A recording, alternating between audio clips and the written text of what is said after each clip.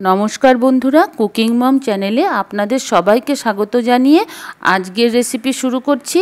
आजके बानिये नेब एकदम धाबा स्टाइल पनीर लाबाबदार। এই গ্রেভিটার মধ্যে এমন একটা জিনিস মিশিয়েছি তাতে এই গ্রেভির টেস্ট একদম অন্যরকম হয়ে গেছে। আপনারা দেখতে থাকুন, আশা করি আপনাদের ভালো লাগবে। প্রথমে আমি ফ্রাইং প্যান বসিয়ে দিয়েছি, তাতে রিফাইন্ড অয়েল দিয়ে থেতো করা গরম মশলা দিয়ে নিলাম।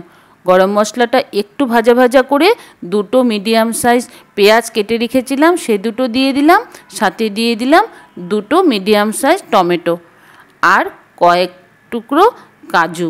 ভালো করে এই তিনটে এখন একটু ভেজে নেব। যখন একটু নরম নরম হয়ে গেছে তখন হাফ টেবিল স্পুন আদা রসুন বাটা দিয়ে দিলাম, সাথে দিয়ে দিলাম স্বাদ অনুযায়ী নুন। নুন দিলে টমেটো আর পেঁয়াজটা একটু তাড়াতাড়ি নরম হয়ে যাবে। তারপর এখানে কিছু গুঁড়ো মশলা দিয়ে নিচ্ছি। হাফ চা চামচ ধনে গুঁড়ো, হাফ চা চামচ লঙ্কা গুঁড়ো, 1 চা চামচ হলুদ গুঁড়ো আর হাফ চা চামচ জিরে গুঁড়ো দিলাম।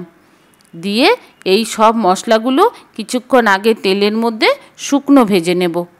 তারপরে যখন একটু ভাজা ভাজা হয়ে যাবে তারপরে জল দিয়ে একটু সেদ্ধ করে নেব, যাতে এই পেঁয়াজ আর টমেটোটা নরম হয়ে যায়। যখন নরম হয়ে যাবে তখন এটাকে ঠান্ডা করে মিক্সিতে দিয়ে ব্লেন্ড করে নেব। এখন ঢেকে দিলাম, তারপরে ঠান্ডা করে নেব। আমি নামিয়ে রেখে দিয়েছি মশলাগুলো ঠান্ডা হওয়ার জন্য। ওই ফ্রাইং প্যানটাই নিয়ে নিয়েছি, তাতে রিফাইন্ড অয়েল দিয়ে দিলাম। রিফাইন্ড অয়েলটা যখন গরম হয়ে গেছে তখন এখানে 200 গ্রাম পনির টুকরো টুকরো করে কেটে দিয়ে দিলাম। পনিরটা একটু নুন হলুদ দিয়ে ভেজে নিতে হবে। আমি বেশি ভেজে ফেলবো না পনিরটা, তাহলে কিন্তু পনির শক্ত হয়ে যাবে। এখন পনিরে নুন আর হলুদ দিয়ে দিলাম। তারপরে পনিরের গায়ে যখন হালকা একটু কালার আসবে তখনই নামিয়ে নিয়েছি। ওই তেলেই জিরে ফোড়ন দিয়ে দিয়েছি। জিরে ফোড়নটা দিয়ে একটু জিরেটা ভাজা ভাজা করে নিয়ে দিয়ে দিলাম একটা কাঁচা লঙ্কা কুচি কুচি করে কেটে দিয়ে নিয়েছি। আপনারা যদি ঝাল খেতে বেশি পছন্দ করেন তাহলে বেশি দিয়ে নেবেন এখানে। তারপরে একটা ছোট পেঁয়াজ কুচি কুচি করে কেটে রেখেছিলাম সেটা দিয়ে দিলাম। এখন পেঁয়াজ আর লঙ্কা জিরে একটু ভালো করে ভেজে নিতে হবে, যাতে তেলের মধ্যে এগুলোর গন্ধটা চলে আসে। তারপরে এখানে অল্প একটু আপনারা দেখতেই পাচ্ছেন আদা আর রসুন বাটা দিয়ে দিলাম।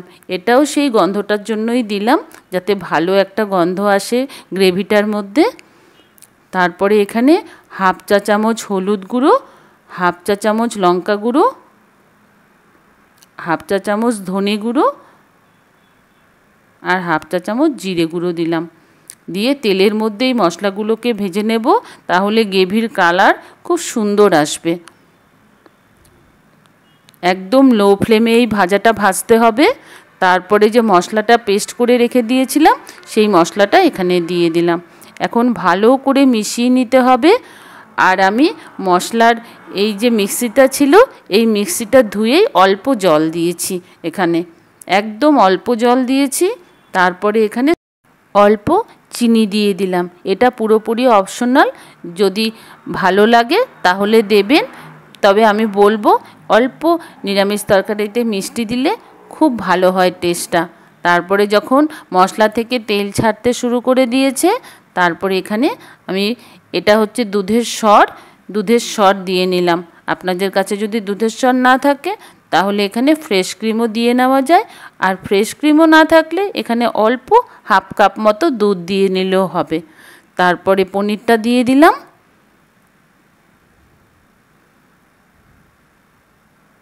এখন পনিরটাকে ভালো করে মশলার সাথে মিশিয়ে নিতে হবে।